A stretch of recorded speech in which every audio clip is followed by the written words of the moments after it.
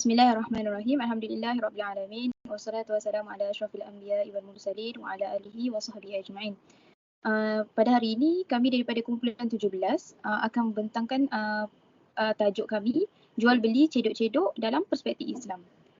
Sebelum kita mula, kita lihat ahli kumpulan kami. Yang pertama, Nur Farah Aisyah binti Zaidi, Tina Fairu binti Muhammad Fariduddin, Nurin Hazwani binti Muhammad, Madiha binti Zulkifli, Nur Aini Safiyah binti Khairil Amin, dan akhir sekali sahabat saya Wardah Sofia binti Ridwan. Okey, kita lihat dulu pada pengenalan. Tengok dulu pengertian jual beli. Okey, pengertian jual beli dari segi bahasa adalah pertukaran sesuatu dengan sesuatu yang lain. Okay, kita lihat kepada dari segi istilah adalah akad dalam menukarkan sesuatu harta dengan harta yang lain bagi tujuan pemilikan. Kita lihatlah kepada hukum asal. Hukum asal jual beli adalah harus. Ini bertujuan bagi menyempurnakan hajat manusia yang memerlukan sesuatu sebagai pemilikan. Syarat ini juga termaktub dalam Al-Quran dan hadis. Malah telah diakui oleh ijma' ulama' yang akan kita lihat lebih lanjut. Okey, seterusnya Imam Al-Qurtubi menjelaskan bahawa lafaz jual beli ini adalah dalam bentuk umum. Namun pada masa yang sama ia juga khusus, iaitu terkecuali daripada riba dan selainnya yang dilarang dan ditegah syarak.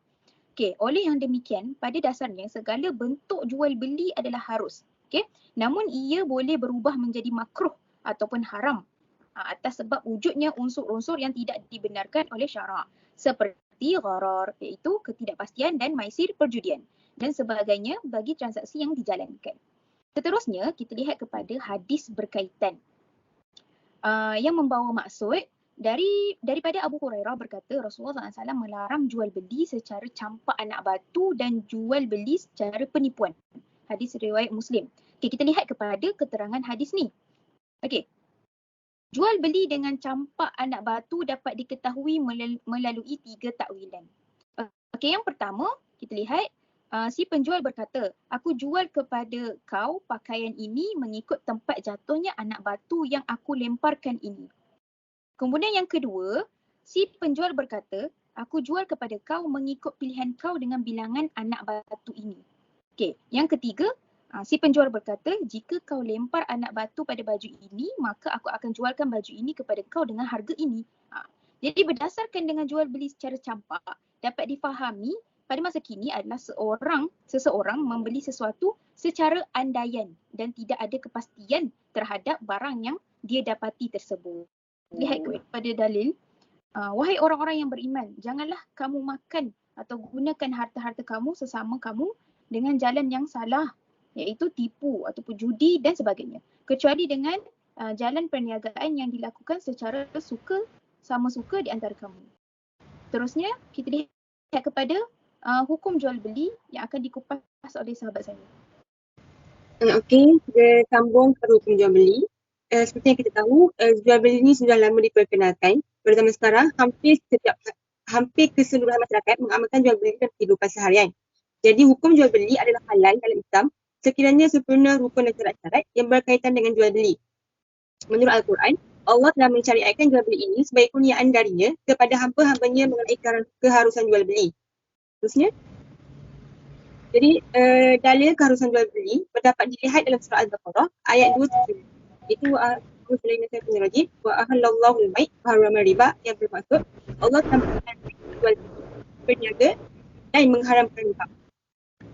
Jadi hukum jual beli boleh berubah menjadi makruh atau haram jika terdapat unsur yang bertentangan dengan syariat Islam. Contohnya maisir dan gharar.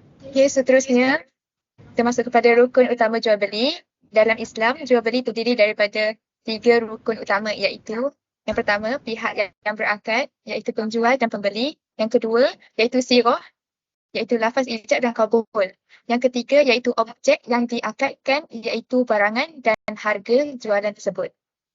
Seterusnya, rukun jual beli ada 4, iaitu yang pertama iaitu penjual dan pembeli, yang kedua harga, yang ketiga barang, dan yang keempat sirah, iaitu ijab, lafaz dan qabul. Okey, syarat jual beli yang pertama iaitu syarat penjual dan pembeli. Penjual dan pembeli mestilah baligh, iaitu orang yang cukup umur lah. bukannya kanak-kanak. Yang kedua iaitu waras, bukannya orang gila. Yang ketiga iaitu penjual dan pembeli itu mestilah kerelaan sendiri, merelakan sendiri. Lepas tu, kiranya dia tak boleh dilakukan secara paksa. Yang keempat iaitu mukallaf. Mukallaf ni orang yang mengetahui akan sesuatu perkara. Yang kedua, syarat barang. Okey, barang tersebut hendaklah bernilai dan bermanfaat yang boleh digunakan oleh penjual.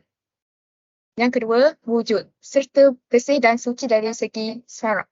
Dan bukannya haram, contohnya macam jual arak apa semua tu. Okey, yang ketiga iaitu barang. Barang tersebut hendaklah jelas dan dapat diserahkan kepada pembeli semasa akad.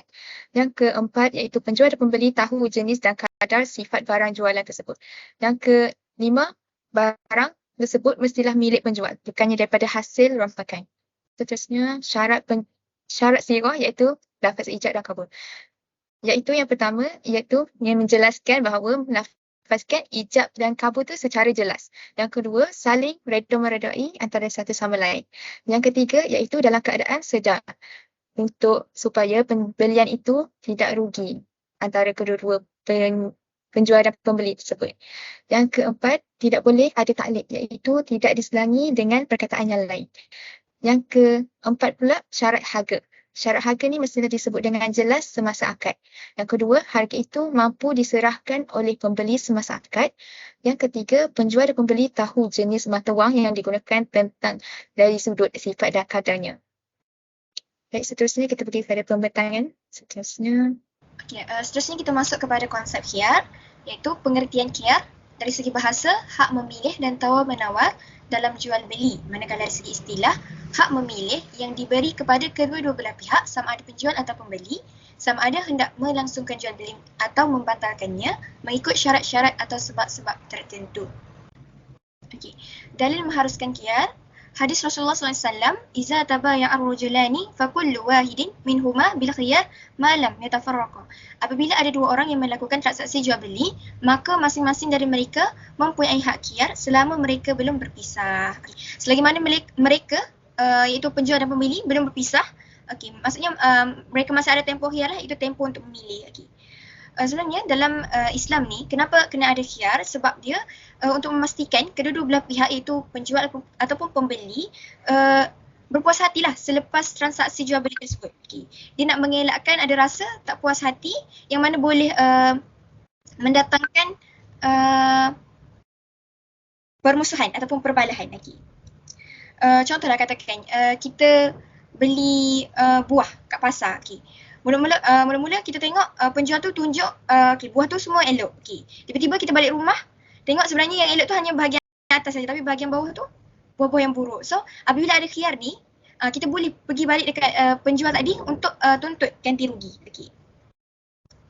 Seterusnya kita akan masuk kepada jenis-jenis khiyar. Sebenarnya jenis-jenis khiyar ni ada 17 jenis, tapi kita akan fokuskan kepada 3 khiyar utama ataupun 3 asas khiyar, iaitu pertama khiyar majlis, khiyar syarat dan juga khiyar ain. Seterusnya, kita akan masuk kepada khiyar majlis. Pengertian khiyar majlis, kuasa yang diberikan kepada pihak pembeli atau penjual bagi memilih untuk meneruskan atau membatalkan akad selama mana mereka masih berada dalam majlis akad tersebut. Apa yang dimaksudkan dengan majlis akad ni? Menurut perbincangan ulama, majlis akad ni adalah mereka tu berada dalam kawasan tersebut. Contohlah katakan kita pergi mall. Dalam mall ada banyak kedai. Contohlah katakan kita pergi satu kedai, kedai A. Kita pun nak beli kasut kat kedai A. Lepas tu kita pun keluar pergi kedai B dan kita nak bila kita dah keluar daripada kedai A tu untuk pergi ke kedai B, tempoh khiyar kita kat situ dah tak ada dah. Contohlah katakan kita pergi kat kedai A. Lepas tu kita nak beli barang tu, tapi tiba-tiba kita cakap tak jadilah beli. Kat situ boleh sebabnya tempoh khiyar tu masih ada. Kini di situlah majlis akad tadi. Jadi tempoh khiyar majlis tu berlaku di majlis akad dan syarat dia tidak berpisah dari majlis. Seterusnya kita masuk kepada khiyar syarat. Di mana pengertian khiyar syarat ialah penjual atau pembeli atau salah seorang dari mereka membuat syarat di waktu akad. Tempoh masa khiyar ni jangka masa 3 hari. dan syarat dia adalah jangka masa. Seterusnya kita masuk kepada kiar aib. Pengertian kiar aib ialah cacat atau rosak sesuatu barang yang dibeli, kekurangan yang berlaku sama ada sebelum atau selepas akad tanpa disedari pembeli. Tempoh tiada jangka masa dan syarat bagi kiar aib ialah syarat keadaan barang. Okay. Jadi apa yang kita boleh kaitkan berkaitan kiar ni dalam persoalan isu semasa hari ni iaitu hukum jual beli cedok-cedok, di mana kalau kita tengoklah jual beli cedok-cedok ni dia cedok kan, kita tak tahu barang apa yang akan diambil. So maksudnya kemungkinan dalam barang yang dicedok tu ada barang yang rosak. Okay. Tanpa pembeli tu tahu. Okay. Sebab dalam tu banyak barang. Okay. Kiar ni dia tak semestinya berlaku 3 benda dalam sekaligus. Maksudnya dia tak semestinya kiar majlis, kiar syarat, kiar aib. Okay. Tapi dia boleh berlakulah salah satu daripada kiar ni.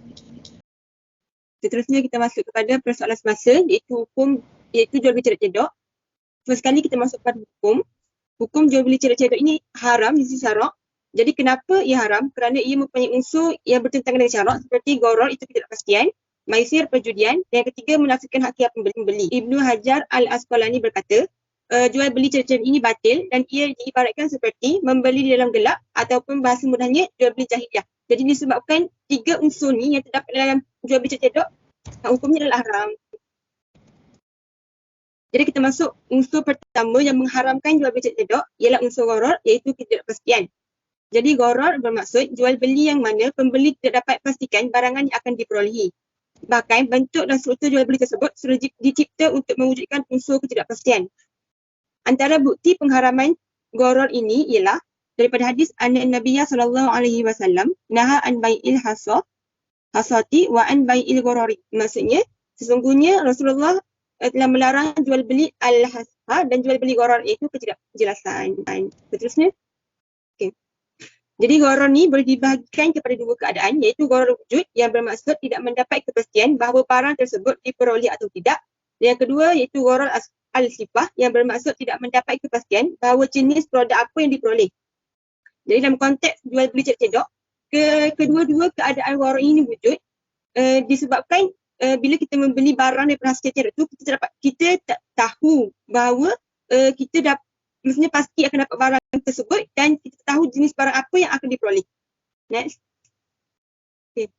Justru Islam memandang bahawa gharar adalah sesuatu yang merugikan pihak, khususnya pembeli.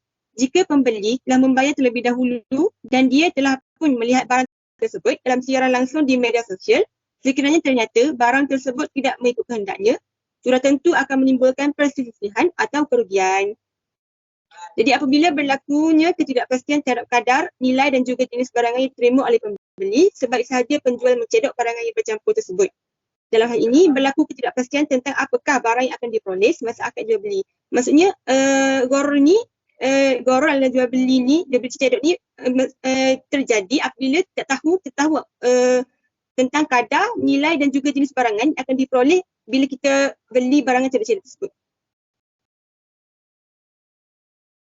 Seterusnya kita masuk kepada unsur maisir, iaitu unsur yang kedua di dalam jual beli cedok-cedok, iaitu unsur maisir ataupun kita kenali dia sebagai perjudian. Pengertiannya merupakan memperolehi sesuatu dengan mudah atau memperolehi keuntungan tanpa usaha. Jadi Islam melarang kita untuk menggunakan urus niaga yang kita dapat keuntungan hanya berdasarkan nasib ataupun spekulasi dan bukannya kita usaha dengan sendirinya. Itu adalah definisi perjudian ataupun maisir. Okay. Jadi seterusnya dalil untuk maisir ada 2, dalil Al-Quran dan dalil hadis. Yang Al-Quran maksudnya daripada surah Al-Ma'idah ayat 90, wahai orang-orang yang beriman, sesungguhnya meminum khamar, berjudi, berkorban untuk berhala, mengundi nasib dengan panah adalah termasuk perbuatan syaitan. Maka jauhilah perbuatan itu agar kamu mendapat keuntungan. Maksudnya kat sini maisir ni merupakan sesuatu yang diharamkanlah, perjudian. Jadi jelas judi itu adalah haram dalam Islam, sama juga dengan maisir ni. Okay, sama juga dengan dalil hadis daripada riwayat Bukhari dan Muslim. Barang siapa yang menyatakan kepada saudaranya, mari aku bertaruh denganmu, maka hendaklah dia bersedekah. Okay. Seterusnya, Imam Al-Mawardi ada sebut tentang takrif judi ni ataupun maisir, lebih kurang kedua-duanya, iaitu satu pertandingan yang terlibat 2 pihak, iaitu yang pertama pemenang dan orang yang kalah. Jadi yang pihak yang terlibat ni tak terlepas daripada pemenang, iaitu mengambil hadiah tersebut, dan yang kalah akan menyerahkan hadiah yang dipertaruhkan.